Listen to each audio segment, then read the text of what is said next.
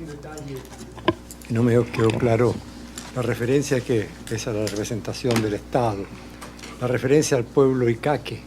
¿A qué vino? A lo mejor escuché mal. La referencia que usted hizo al pueblo Icaque. ¿Me podría volver a señalar por qué hizo esa referencia? ¿En el alegato? Sí. Bueno, de que se acreditó.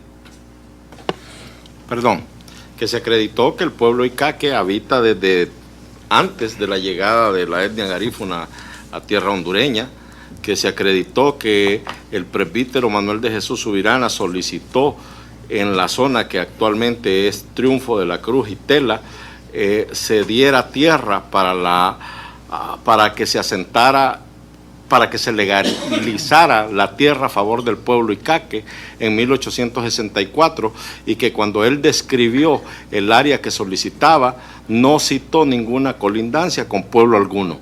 La idea de eso es acreditar que el pueblo o la comunidad garífuna de Triunfo de la Cruz se asentó en ese lugar en fecha posterior a 1870, y lo que fue corroborado por las declaraciones de la presunta víctima y por la testigo. Se debe concluir de eso que la comunidad garífuna no tiene derecho ahí. No, de hecho Honduras ha... Digamos que usted está sosteniendo eso para decir que no tiene derecho la comunidad garífuna. No, no lo sostengo para decir que la comunidad no tiene derecho. Lo sostengo para explicar de que Honduras sí ha cumplido dándole un derecho a pesar de su llegada, de no ser un pueblo originario, que Honduras sí ha cumplido al concederle títulos y de que les ha titulado toda el área que ellos han poseído.